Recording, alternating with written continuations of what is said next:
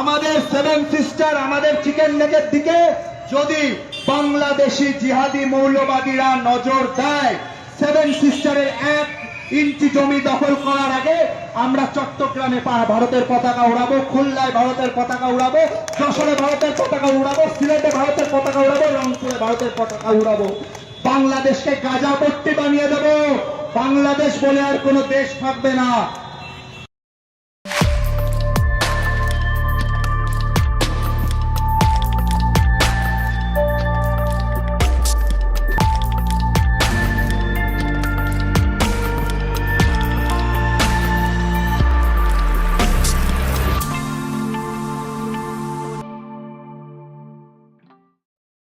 যে ক্লিপটা দিয়ে শুরু করলাম এপিসোড, অনেকে কইবে পাগল ছাগল, এদের কথার গুরুত্ব দেওয়ার লাভ আছে, কিন্তু এটা কথা শুনলে আপনাদের গা কলে শিউরে উঠবে। ইন্ডিয়ার একজন সাবেক জাতীয় নিরাপত্তা উপদেষ্টা বোর্ডের সদস্য, যে লোক ইন্ডিয়ার পরমাণু নীতি লেখার দলে ছিল, সে প্রকাশ্যে নিজের নামে লিখে দিছে বাংলাদেশের রংপুর বিভাগটা ভারতের দখল করে নেওয়া উচিত। কি ভয়ঙ্কর কথা! কোনো রাগঢাক নাই, কোনো ইঙ্গিত না, সরাসরি শিরোনাম লিখেছে। দেখেন, ইংরেজি যেহেতু লিখেছে ঠিকই লিখেছে না, বাংলাতে হচ্ছে যে শিলিগুড়ি করিডোর চওড়া করো, বাংলাদেশের রংপুর বিভাগ দখল করো। চিন্তা করেন কি হইতেছে। আর আমগারে সরকার বসে বসে আঙুল চুষিচ্ছে। আগে বুঝে নেই চিকেন নেক জিনিসটা আসলে কি, শিলিগুড়ি করিডোরটা কি। আগে শুনিছেন, তাও আবার বলি, শুনলে তো অসুবিধা নাই। এটা তো দেখান ম্যাপে ইন্ডিয়ার উত্তর পূর্বের 8টা রাজ্য, আসাম, মেঘালয়, ত্রিপুরা, মণিপুর, মিজোরাম, নাগাল্যান্ড, অরুণাচল, সিকিম, এই পুরা অঞ্চল মূল ভারতের সাথে জোড়া লাগানো আছে একটা সরু গলার মতো জমি দিয়া। নাম শিলিগুড়ি করিডোর বা চিকেন নেক। ডাক নাম হইতেছে চিকেন নেক, মুরগির গলার মতো আর কি। কত সরু জানেন? সবচেয়ে সরু জায়গাটা 20 থেকে 22 কিলোমিটার। এই সরু গলাটার এক পাশে নেপাল, আর এক পাশে ভুটান, আর নিচে বাংলাদেশ, আর একটু উপরে চীনের চুম্বি উপত্যকা। এই গলা যদি কেউ একবার চাইপা ধরে, ভারতের 8টা রাজ্য মূল ভারত থেকে বিচ্ছিন্ন হয়ে যাবে, এক কোপে মাথা আলাদা। এই কারণে ইন্ডিয়া এই করিডোরটা নিয়ে সবসময় আতঙ্কে থাকে। এই জন্য ইন্ডিয়ানরা একটা ভয়ঙ্কর সমাধানের কথা বলা শুরু করলো। সমাধানটা কি? দুর্বল গলা চওড়া করতে হবে। কেমনে? বাংলাদেশের জমি কাইটা নিয়ে। এবার আসেন ওই লোকের কথায়, যার কথা দিয়ে শুরু করেছিলাম, ভারত কারনাদ নাম। উই কোনো পাগল না, পাগল ছাগল না, কোনো ইউটিউবের গরম গরম বক্তাও না। নয়াদিল্লির সেন্টার ফর পলিসি রিসার্চের সিনিয়র ফেলো, ইন্ডিয়ার প্রথম জাতীয় নিরাপত্তা উপদেষ্টা বোর্ডের সদস্য, পরমাণু এটা নীতি এটা লেখার দলে ছিল ওই লোক। নিজেকে পরিচয় দেয় ভারতের সবচেয়ে অগ্রগণ্য রক্ষণশীল স্ট্র্যাটেজিস্ট বইলা। তো এই লোক লিখলো, হুবহু শুনেন কি লিখলো। ওই লিখলো, ইন্ডিয়ার উচিত সামরিকভাবে বাংলাদেশের রংপুর বিভাগটা ছিনায় নেওয়া আর সীমান্তটা সোজা করে ফেলা। বালুরঘাট গাইবান্ধা রেখা বরাবর, ওই রেখাটা মনে রেখেন, ওই জায়গায় ফিরে আসবো। বালুরঘাট গাইবান্ধা রেখাটা মনে রেখেন। তার ভাষায়, করিডোর চওড়া করা এখন জাতীয় নিরাপত্তার অপরিহার্যতা। কিভাবে দখল করবে? কারনাদ 2টা পথ বলে দিচ্ছে। প্রথম পথ হইতেছে ভদ্রভাবে কিনে নেওয়া। লিখছে ভারত ইন্ডিয়া ঢাকাকে প্রস্তাব দিতে পারে 16,000 বর্গ কিলোমিটার রংপুর বিভাগটা 10 থেকে 20 বিলিয়ন ডলারে কিনে নেবে। বাংলাদেশের তো 104 বিলিয়ন ডলার ঋণ, এই টাকা দিয়ে নাকি সেই ঋণের বোঝা কিছুটা কমবে। ওই নাম দিছে এটাকে লুইজিয়ানা পারচেজ, মানে আমেরিকা ফ্রান্সের কাছ থেকে লুইজিয়ানাটা কিনে নিয়েছিল ওকে আর কি। তো যদি ঢাকা রাজি না হয়, তাহলে দ্বিতীয় পথ সামরিক অভিযান, সোজা বাংলায় যুদ্ধ করে কেড়ে নেওয়া। কিন্তু এর মধ্যে সবচেয়ে ভয়ঙ্কর অস্ত্রটা হইতেছে, সে বলতেছে রংপুর বিভাগে মানুষ থাকে প্রায় 1,80,00,000। কারনাদ এই মানুষগুলোকে নিয়ে কি লিখছে জানেন? লিখছে এই জনগোষ্ঠীকে সামরিক অভিযানের অংশ হিসেবে বাংলাদেশের ভেতরে ঠেলে দেওয়া উচিত। শুধু তাই না, আরো এক ধাপ আগায় বলছে জনসংখ্যা বিনিময়ের প্রস্তাব দিছে। বাংলাদেশের 1,30,00,000 যে হিন্দু আছে, তাদের আর রংপুরের 1,80,00,000 মুসলমানের মধ্যে অদল বদল করে ফেলা হোক। মানে বাংলাদেশ হয়ে যাবে পুরোপুরি মুসলমানের দেশ, আর রংপুর হয়ে যাবে হিন্দুর দেশ ভারতের। বুঝে চাও? ভাবেন একবার, একজন সাবেক রাষ্ট্রীয় নিরাপত্তা উপদেষ্টা প্রকাশ্যে একটা প্রতিবেশী দেশের ভূখণ্ড দখল আর কোটি কোটি মানুষকে জোর করে উৎখাত করার কথা লিখতেছে। আর আমাদের সরকার বসে আছে চুরে আঙুল চুষিচ্ছে। এটা একটা লোকের কথা না, এটা একটা প্যাটার্ন। আসেন একটা একটা করে দেখি, তারিখ মিলায়। প্রথম লেখা 2024 সালের 9 ডিসেম্বর। দিনটা মনে রাখেন, এই দিন ইন্ডিয়ার পররাষ্ট্র সচিব বিক্রম মিশ্রি ঢাকা আইসিছিল, এসে ওয়াকারুজ্জামান প্রভুপাদের সাথে গোপনে মিটিং করে গেছিল প্রফেসর ইউনূস সরকারের আমলে। এবার ওই দিনই ওই স্বরাজ্য ম্যাগাজিনে সাবেক এডিটোরিয়াল ডিরেক্টর জগন্নাথ একটা লেখা ছাপল, শিরোনাম বাংলাদেশের হিন্দুদের জন্য কেন ভারতের দ্বিজাতি তত্ত্ব সমাধানে মনোযোগ দেওয়া উচিত। এই লোক কি লিখলো শুনেন, ওই লিখলো যে ভারতের উচিত গোপনে এবং প্রকাশ্যে যত বেশি সম্ভব হিন্দুকে ভারতের সীমান্তবর্তী বিভাগগুলোতে সরায় আনা, যাতে পরে তাদের সামরিকভাবে রক্ষা করা যায়। আর বিচ্ছিন্ন করার জন্য 3টে বিভাগের নাম বলছে, রংপুর, সিলেট আর খুলনা। আর শেষে লিখলো সবচেয়ে সরাসরি ওই লিখলো যে ইন্ডিয়াকে বাংলাদেশের জন্য দ্বিজাতি তত্ত্ব সমাধান মেনে নিতে হবে, যেখানে দেশের একটা অংশ রাজনৈতিক চুক্তির মাধ্যমে অথবা জোর কইরা কেটে নিয়ে বাংলাদেশের হিন্দুদের বসানো হবে। জোর কইরা, বাই ফোর্স লিখছে। শব্দটা ওর নিজের লেখা, আমি যোগ করি নাই। এবার দ্বিতীয় লেখা 2025 সালের 1 এপ্রিল। এইবার আসে আরো ভয়ঙ্কর জিনিস। একই ম্যাগাজিন, লেখক হইতেছে জয়দীপ মজুমদার, শিরোনাম বাংলাদেশের হিন্দুদের জন্য একটা হোমল্যান্ড খোদাই করা। আর এটা মতামত না, এটা ধাপে ধাপে পরিকল্পনা দিছে কলে। পরিকল্পনা প্রায় একটা অপারেশনের নকশা। লক্ষ্য কি? লেখকের ভাষায় উত্তরের রংপুর বিভাগ আর চট্টগ্রাম বিভাগের বড় একটা অংশ কাইটে নিয়ে হিন্দুদের হোমল্যান্ড বানানো, আর সেটা ইন্ডিয়ার সাথে জুড়ে দেওয়া। ওই হিসাব দিয়ে বলছে যে রংপুর যুক্ত করলে চিকেন নেক করিডোর অন্তত 150 কিলোমিটার চওড়া হয়ে যাবে। কিভাবে করবে? 4টা ধাপ লিখে দিছে, শুনেন, কারণ এটা গুরুত্বপূর্ণ। কি কি সেই ধাপ?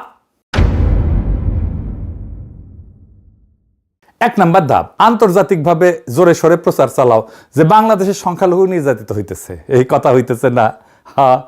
হইতেছে। ধাপ 2 নাম্বার, এইটা সবচেয়ে গুরুত্বপূর্ণ, বাংলাদেশের সংখ্যালঘু সংগঠনগুলোকে টাকা পয়সার সম্পদ দিয়া আন্দোলনে নামো, যাতে ইসলামপন্থীরা খেপে যায় আর পাল্টা আক্রমণ করে। 3 নাম্বার ধাপ, সেই পাল্টা আক্রমণটাকে অজুহাত বানাও। 4 নাম্বার ধাপ, তার ভাষায় হুবহু যত দ্রুত সম্ভব রংপুর আর চট্টগ্রাম দখলে একটা দ্রুত সামরিক অভিযান চালাইতে হবে। আর ওই লিখেছে 71-এ যেমন মুক্তিযোদ্ধা বানানো হয়েছিল, তেমনি সংখ্যালঘুদের আগে থেকে প্রস্তুত করতে হবে ভারতীয় বাহিনীকে সাহায্য করার জন্য। খেয়াল করেন, 1971-এর রেফারেন্স তারা নিজেরাই বলতেছে, আর একটা 71 বানাও, কিন্তু এইবার দখলের জন্য, স্বাধীনতার জন্য না, বাংলাদেশের। আর সবচেয়ে গা শিউরিওটা অংশটা এখনো বাকি, জনসংখ্যা বিনিময়, পপুলেশন এক্সচেঞ্জ। ওই লেখায় মজুমদার লেখায় ভুবু লিখছে রংপুর আর চট্টগ্রাম থেকে পূর্ণ জনসংখ্যা বিনিময় হতে হবে। রংপুরের 1,53,00,000 মুসলিম আর চট্টগ্রামের 1,15,00,000 মুসলিমকে দেশের বাকি অংশে সরাই দিতে হবে, যাতে 1,44,00,000 হিন্দু বৌদ্ধ খ্রিস্টানের জায়গা হয়। হিসাবটা একবার ভাবেন, প্রায় 2,67,00,000 মানুষ তাদের জন্মভিটা থেকে উৎখাত, হিন্দুরাও মুসলমানরাও, শুধু ধর্মের কারণে। লেখক নিজেই স্বীকার করছে যে এটা অন্যায্য মনে হতে পারে 2,68,00,000 মুসলিমকে সরায় মাত্র 1,44,00,000 সংখ্যালঘুর জায়গা করা, কিন্তু তারপর ওইটাকে ন্যায্য বলে যুক্তি দিতেছে। এটা কিন্তু আন্তর্জাতিক আইন একটা নাম আছে, সেটা হচ্ছে জাতিগত নিধন, এথনিক ক্লিনজিং। একটা ভূখণ্ড থেকে একটা ধর্মের মানুষকে জোর করে সরায় দেওয়া। আপনি ভাবতেছেন যে এগুলো কল্পনা? জি না, কাজ শুরু হয়ে গেছে। অন্তত রংপুর অঞ্চলে কাজ শুরু হয়েছে, প্রচুর টাকা পয়সা ঢালা হয়েছে, যুক্ত আছে ইন্ডিয়ান হাই কমিশন, ঢালা হইতেছে প্রচুর কালো টাকা, যুক্ত হয়েছে বাংলার লুথার কিং এর দলের লোকেরা, বেকুবেরা তো তাই করবে। আসেন সেই নতুন গল্পে ঢুকি, আপনাদের নিয়ে যাইতেছি পলাশবাড়িতে। এডিটর সাহেব গুগল ম্যাপে পলাশবাড়ির জায়গাটা দেখান। দেখেছেন একেবারে বাংলাদেশ ম্যাপের সরু অংশটার মধ্যখানে, তাই না? ও কেছিল না বালুরঘাট গাইবান্ধা রেখা, ওইটা। যদি রংপুর কাইটে নিতে হয় তাদের দাদাদের পরিকল্পনা অনুসারে, তাহলে এটাই মোক্ষম জায়গা যেখানে আপনার এটা ভালো হোল লাগবে। আচ্ছা আসেন আপনাদের এই জায়গার একটা অংশে নিয়ে যাই।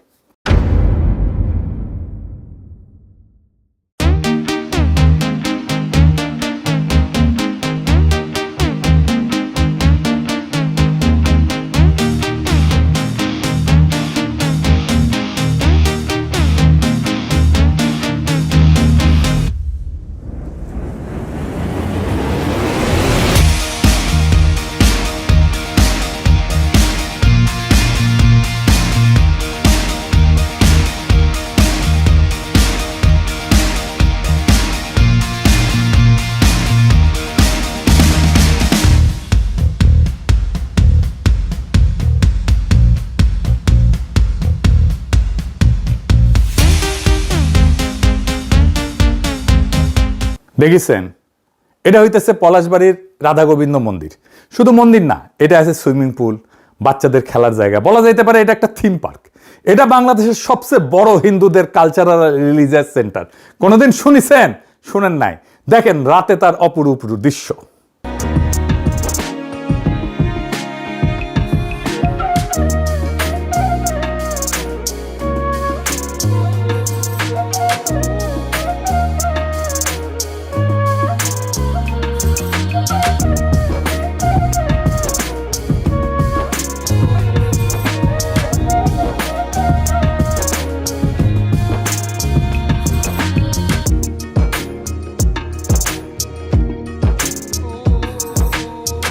দেখেছেন? ঠিক এই জায়গায় একটা সুবিশাল রাম মূর্তি হইতেছে, ভারতীয় সহকারী হাই কমিশনার উদ্বোধন করেছে। এই যে দেখেন, একই জায়গায় আর একটা সুবিশাল কৃষ্ণ মূর্তি হয়েছে, সেটাও উদ্বোধন করেছে ভারতীয় সহকারী হাই কমিশনার। এই পলাশবাড়িতেই গীতা মহোৎসব হয়েছে, এই জায়গায়, এই মন্দিরে। ওইখানেও আসছে ইন্ডিয়ান সহকারী হাই কমিশনার। বাংলাদেশের হিন্দু সম্প্রদায় তাদের জন্মাচার করবে উৎসাহ উদ্দীপনার সাথে, এটা তো খুবই আনন্দের কথা। কিন্তু ইন্ডিয়ান হাই কমিশনার কাম কি, খামা কি আমরা পরে দেখব নি। আমি ভাবলাম পলাশবাড়িতে মনে হয় হিন্দু সম্প্রদায়ের লোকজন বেশি, বা প্রচুর বড় লোক আছে হিন্দুরা। খোঁজ নিয়ে দেখলাম পলাশবাড়ি উপজেলা 2011 সালে আদমশুমারি অনুযায়ী হিন্দু জনসংখ্যা 15,640 জন। সেই সময় উপজেলার মোট জনসংখ্যা ছিল 2,44,792 জন, মুসলিম 2,29,030 জন, হিন্দু 15,640 জন। অর্থাৎ হিন্দু জনসংখ্যা ছিল মোট জনসংখ্যার 6.4% আর মুসলিম 92.48%। মানে সবচেয়ে কম হিন্দু অধ্যুষিত এলাকা বাংলাদেশের মধ্যে এটা। তো স্ট্র্যাটেজিক লোকেশনটা দেখেন, আমাদের দেশের জন্য ভৌগোলিকভাবে নাজুক একটা জায়গা।